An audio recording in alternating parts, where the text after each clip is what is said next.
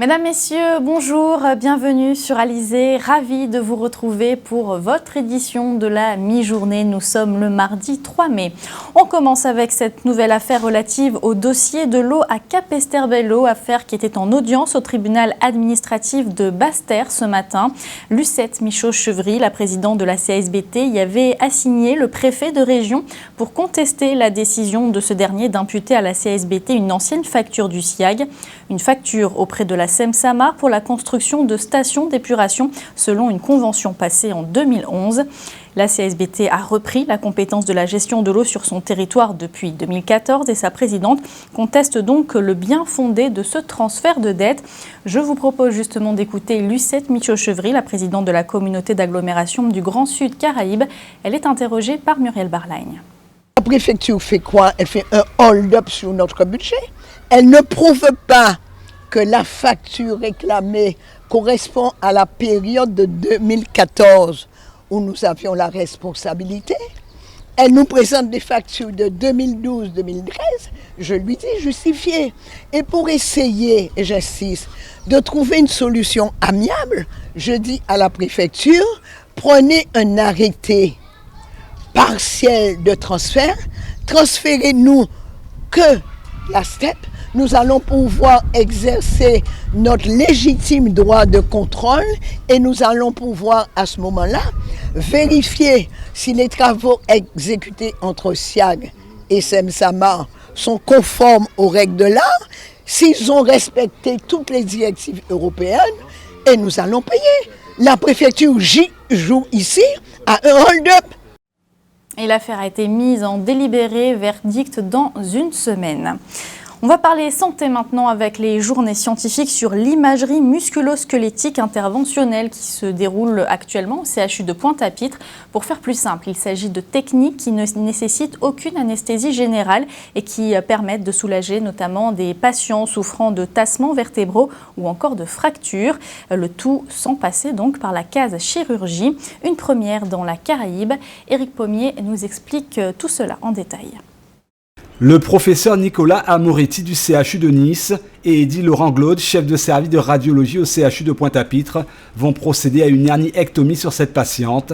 Cette femme de 53 ans souffre en effet d'une hernie discale aiguë suite à des douleurs à la jambe dont elle se plaignait. Grande nouveauté, les docteurs vont procéder à une intervention certes délicate sans anesthésie générale. Le principe est révolutionnaire, grande première dans la Caraïbe. On appelle ça le procédé en imagerie interventionnelle musculo-squelettique. Seulement 20 minutes de gestes précis et en plusieurs étapes. Au bout, le succès est total. L'intérêt, c'est d'avoir une offre thérapeutique pour les patients qui ont des petites hernies discales, qui peuvent bénéficier de ces techniques, qui laissent juste un tout petit trou au niveau de la peau et qui ne durent pas longtemps et qui permettent d'éviter l'anesthésie générale. Le but, introduire une petite sonde mini-invasive de très petite taille directement dans la hernie, le tout guidé par le scanner qui contrôle en temps réel la progression de la sonde. Une fois la sonde en place, elle gratte et aspire la hernie. Le but, c'est de rendre disponible aux patients guadeloupéens de l'arc caribéen ces nouvelles techniques guidées par les technologies de scanner et de scopie. Pour le professeur, venu tout droit de Nice, cette intervention s'affiche non pas comme une révolution, mais bien une évolution. La patiente confirme. Oui, c'est fantastique parce que ça permet d'éviter une anesthésie générale qui est très lourde puisque c'est en position sur le ventre, plus l'incision et donc ça réduit beaucoup les risques. Une évolution grâce aux technologies de scanner et de guidage qui permet d'éviter la dissection et d'avoir une décompression en temps réel, de façon sécurisée au niveau de la hernie discale. C'est une évolution de technologie qui existait déjà, mais qui ne bénéficiait pas d'un guidage aussi précis que le scanner interventionnel. La hernie discale est une maladie du disque intervertébral, jouant le rôle d'amortisseur entre deux vertèbres. Ces disques s'usent avec le temps et peuvent parfois se déformer ou sortir de leur enveloppe. Parlons d'économie à présent et plus précisément d'économie touristique. La haute saison s'est officiellement terminée il y a quelques jours en Guadeloupe. On note par rapport à l'année dernière une progression de la fréquentation touristique avec des séjours de plus en plus longs. Un bilan positif donc pour les professionnels comme les hôteliers, les loueurs de voitures ou encore ceux qui proposent des excursions en bateau. Le reportage de Marion Bordier. La haute saison touristique a bel et bien pris fin. C'est l'heure du bilan pour les professionnels et il est plutôt bon. Pour l'année 2016, nous avons constaté une nette progression de la fréquentation touristique. Donc je dirais que nous avons passé une très belle saison, très belle haute saison et qui nous a permis ensuite d'accueillir non pas que d'une clientèle française, mais une clientèle américaine, londonienne aussi, je dirais Grande-Bretagne. Et on a eu aussi quelques clients de l'Europe. 82% des touristes résident dans l'Hexagone, selon l'Observatoire régional du tourisme de la Guadeloupe, avec une durée moyenne de séjour de 16 jours. Si la haute saison a montré une progression de la fréquentation touristique, la basse saison devrait se faire plus rude. Sur les mois de mai-juin, même juillet-août, pour le moment, on ne sent pas une amélioration, on ne sent pas la continuité en quelque sorte de l'impact de la haute saison. La faute au virus Zika, aux peu de jours fériés au mois de mai, au changement de climat, mais aussi à la fin de la saison des croisiéristes et surtout des vacances scolaires. Les professionnels sont donc contraints de baisser leurs prix pour attirer la clientèle. Une clientèle en cette période qui s'ouvre, surtout locale, est composée de touristes retraités. Ça nous permet de travailler, de livrer des véhicules. Bon, voilà. Après, c'est vrai que la haute saison, on a beaucoup de clients. Il manque même des voitures sur l'île. Et c'est pour ça que les sociétés de location ont des tarifs beaucoup plus élevés. Outre le prix des locations de voitures, celui des activités de loisirs est également à la baisse, alors qu'arrivent les mois de mai, juin, mais aussi de septembre et octobre. Lorsqu'on arrive en basse saison, on baisse les tarifs puisque là on a une autre problématique, c'est trouver du monde. Donc pour trouver du monde, pour booster les troupes simplement, on baisse les tarifs. Il faut que vous comptiez lorsque vous êtes sur Petite Terre à 85 €. En haute saison, ça tourne aux alentours de 80-75 en basse saison. Les professionnels attendent avec impatience le sursaut touristique des mois de juillet et août avant la prochaine haute saison. Direction Basse-Terre à présent, l'espace régional Europe a été inauguré hier dans le cadre de l'édition 2016 du Joli Mois de l'Europe. Durant tout le mois de mai, la Guadeloupe fête donc l'Europe. Objectif, montrer l'implication de l'Union européenne sur notre territoire à partir d'une série d'événements tout publics à vocation ludique et pédagogique. Au programme des spectacles, expositions, portes ouvertes, ateliers, des concours photos ou encore des conférences. L'occasion aussi durant ce mois d'implanter un guichet unique où tous les porteurs de projets pourront rencontrer des collaborateurs. Les précisions justement de Guy Losbar, premier vice-président du Conseil régional. Il est interrogé par Éric Pommier. Ce que nous voulons montrer, c'est ce dynamisme au niveau du Fonds européen, puisque au-delà de la cellule patrimoniale, il va y avoir également la direction des affaires européennes et la direction de la coopération. Et aujourd'hui, nous lançons le mois de l'Europe, où il y aura une quarantaine de manifestations, de manière à ce que les Guadeloupéens puissent mieux s'imprégner du dispositif européen. Car trop souvent, les acteurs économiques, entreprises, même des collectivités, voire des associations, baissent les bras, ils disent que c'est complexe. Or, nous, ce que nous voulons, c'est déjà faciliter, simplifier les choses, mais surtout mettre en place des outils pour pouvoir les accompagner jusqu'à ce qu'ils atteignent leur objectif en termes de contribution financière, dans le cadre des différents projets. Retour ce midi sur la fin du roaming dans les Outre-mer. Comprenez la fin des surcoûts opérés par les opérateurs mobiles entre les départements d'Outre-mer et l'Hexagone. Un moment attendu depuis de nombreux mois par les ultramarins, comme a pu le constater Marion Bordier. Les surcoûts de l'itinérant sur les appels SMS et MMS entre les Antilles et l'Europe supprimés. C'est la bonne nouvelle annoncée par Orange Caraïbes et Digicel le 30 mars dernier et qui vient d'entrer en vigueur. De quoi ravir les usagers. Lorsque vous allez prendre l'avion, que vous allez arriver à Paris, eh bien vous n'aurez plus de communication payante lorsqu'on va vous appeler. Lorsque vous allez téléphoner depuis Paris avec votre abonnement Orange Caraïbes vers la métropole ou vers l'Europe, vous allez payer une communication locale comme si vous étiez à Pointe-à-Pitre. Lorsque vous allez téléphoner depuis Paris et que vous allez appeler la Guadeloupe, eh bien vous allez continuer à payer une communication locale comme si vous étiez donc en Guadeloupe, en Martinique ou en Guyane. Les appels reçus sont désormais gratuits partout en Europe, Outre-mer et Hexagone inclus. Quant au prix des connexions Internet mobiles, il a été divisé par 4, passant de 22 centimes TTC à 6 centimes TTC aux Antilles. Et il pourrait encore diminuer dans les prochains mois. Plus besoin de désactiver l'itinérance et les données mobiles afin d'éviter les factures exorbitantes donc. Je trouve ça un peu trop cher pour nous, le fait de partir à Paris et d'utiliser notre téléphone parce que bon voilà, le roaming ça nous coûtait trop cher. D'autre part aussi des fois pour payer à ça on était obligé de prendre une puce encore là-bas, ça nous coûtait des frais encore. Et même arriver dans d'autres pays comme le Luxembourg, Belgique, tout ça, on est surtaxé encore. Un jour moi j'étais sur Paris, au Luxembourg et puis j'ai dû répondre à un appel qui sortait de la métropole. Je ne suis même pas resté environ 4 minutes sur mon téléphone et j'ai eu un dépassement de 134 €. Une mesure qui s'est fait attendre par la population. C'est une très bonne chose, d'autant plus que beaucoup de personnes ici ont de la famille ou des amis qui sont à l'étranger parce qu'on est rattaché à la métropole, donc c'est complètement insensé de payer plus cher pour appeler nos proches dont on dépend finalement. Cette révolution est le fruit de l'application progressive d'une législation européenne datant de 2008. La date butoir, le 30 avril dernier. Concernant l'ensemble du territoire européen, ce n'est qu'en 2017 que les suppléments tarifaires liés au roaming devraient complètement disparaître. La Commission européenne avait entamé de demander à l'ensemble des opérateurs européens, donc Orange Caraïbes fait partie, eh bien de diminuer progressivement le coût, ce qu'on appelle les coûts d'itinérance, ce qu'on appelle plus vulgairement le roaming. Si les clients sont favorables à la fin du roaming, certains sénateurs s'inquiètent de l'incidence sur le marché concurrentiel des communications en Outre-mer et en métropole. Les derniers chiffres de la sécurité routière viennent de tomber. Au 1er mai, on dénombrait 22 tués sur nos routes, dont un motard et 5 cyclomotoristes.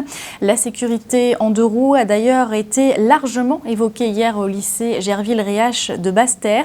À l'appel d'une lycéenne, l'association Biker Girls 971 a échangé avec les élèves et a rappelé les conseils de prudence devant la caméra d'Éric Pommier. Anaïs est en terminale STMG au lycée Gerville-Réache à Basse-Terre, avec dans le cadre de son cursus scolaire un projet individuel qu'elle doit présenter en fin d'année pour le baccalauréat. Son projet représente près de 20% de points dans la note finale. Passionnée de moto, c'est tout naturellement qu'elle a orienté son choix vers un thème d'actualité, la sensibilisation à la sécurité routière, option 2 roues. Il y a beaucoup de jeunes qui font un peu du n'importe quoi avec les 2 roues. Et je pense que c'est assez important de les sensibiliser sur ça parce qu'on a déjà assez de morts sur la route et que c'est très important pour nous. Donc voilà. C'est toujours une satisfaction pour nous en tant qu'éducateurs de voir des élèves qui s'engagent dans des projets qui demandent une grosse logistique, qui demandent aussi d'avoir des contacts, qui demandent d'être autonomes dans la conduite du projet. Et donc pour nous, c'est une grande satisfaction, d'autant plus que c'est une question cruciale, essentielle, la sécurité routière. 6 mois de travail ont été nécessaires pour mettre à terme un tel projet. Cerise sur le gâteau, la lycéenne a obtenu le soutien de l'association Biker Girls 971. Objectif, donner du crédit à son opération. Au programme, échange des élèves avec les motards de l'association et puis quelques démonstrations pour donner quelques décibels à la manifestation.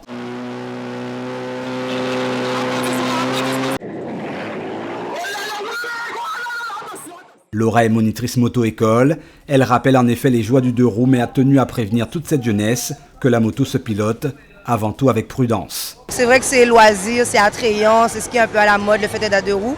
Mais on n'oublie pas qu'on n'a pas de carrosserie, donc c'est notre corps la carrosserie. Il faut faire attention, déjà, rien que notre comportement sur la moto, mais aussi aux automobilistes. Il faut qu'ils apprennent à conduire avec la moto, donc tout le temps être à la crue, regarder, faire très attention. Allez-y, continuez, si c'est votre passion, allez-y. Effectivement, il faut être prudent vu tout ce qui se passe en ce moment et l'actualité nous le prouve. Mais allez-y, parce que quand on aime, voilà, on y va et puis on n'a qu'une vie. Anaïs est conquise et fière de son opération. Les élèves ont apprécié les quelques conseils prodigués par ces motards avertis. L'opération de la jeune lycéenne Anaïs est tombée à point nommé. Il y a une semaine, le motard Cédric Malespine perdait la vie sur son 2 roues, fauché par un véhicule. On en vient à notre tour d'horizon de l'actualité dans notre grande région de la Caraïbe. Vous découvrirez dans quelques minutes la magnifique villa de Donald Trump à Saint-Martin. En Jamaïque, la police maritime vient de saisir 300 kilos de marijuana qui devait se rendre en Haïti. Mais tout de suite, direction le Venezuela. Voici l'actualité Caraïbe.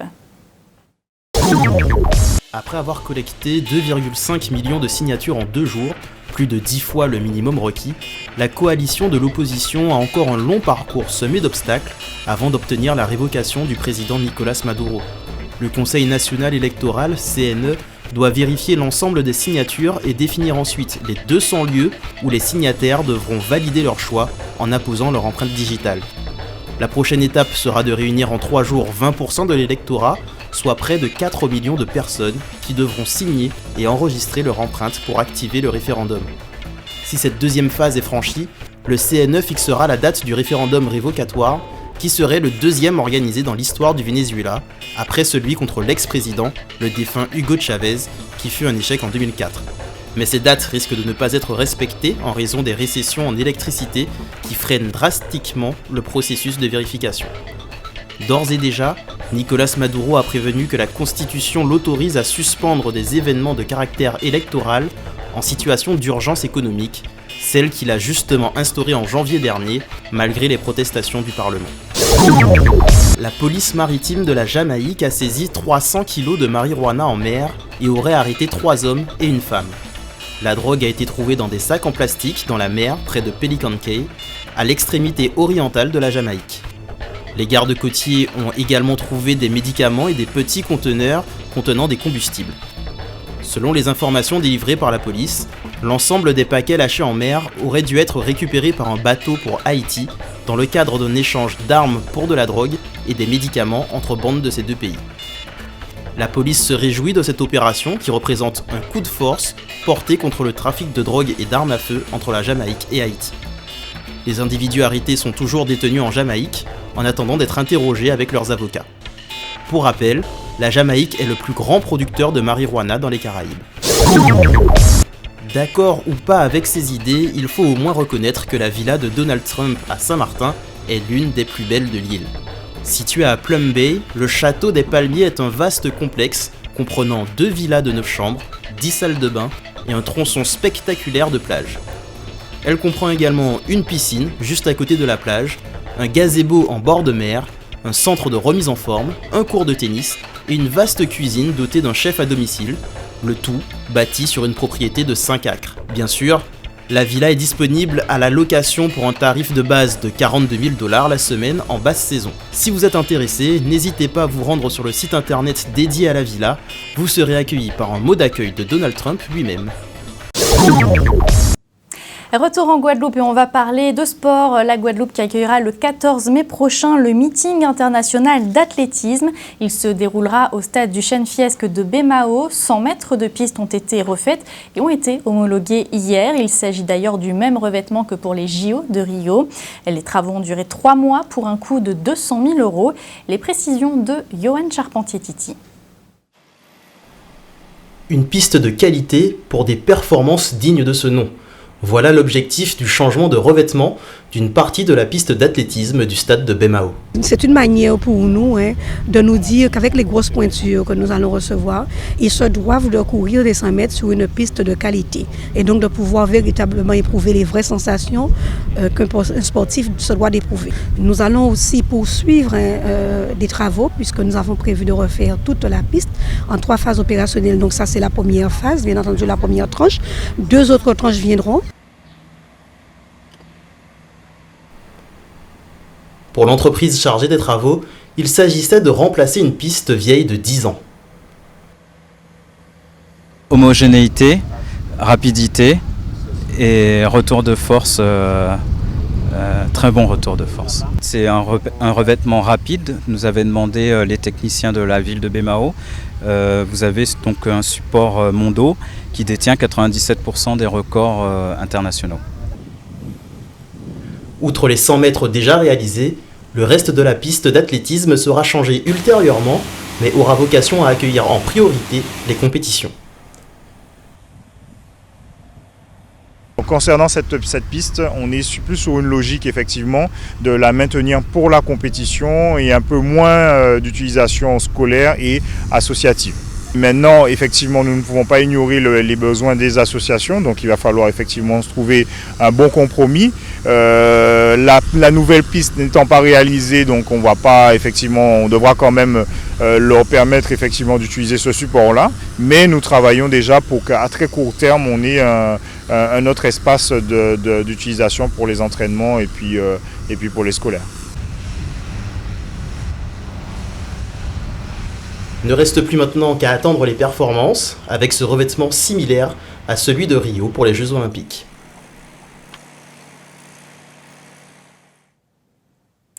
Ouvrons à présent notre page culturelle. On va parler de théâtre car il est à l'honneur toute cette semaine sur le territoire de Cap Excellence. La 5e édition de Cap Excellence en théâtre a débuté hier soir. Pour en parler en détail, nous recevons ce midi Nancy Fleurival, chargée de coordination et de communication pour cet événement. Bonjour.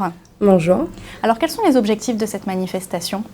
Alors, on a fait Cap Excellence en théâtre, les élus de la Ville des Abîmes, puisqu'il faut savoir que c'est une manifestation qui était au départ à la Ville des Abîmes, qui a été transférée à Cap Excellence. Et l'important, c'est pouvoir faire une émulsion au niveau de la culture et du théâtre, de pouvoir faire émerger de nouvelles, on va dire, de nouvelles personnes qui seraient intéressées par cette pratique et toucher un peu tout le monde, puisqu'il y a tout ce qui est technique.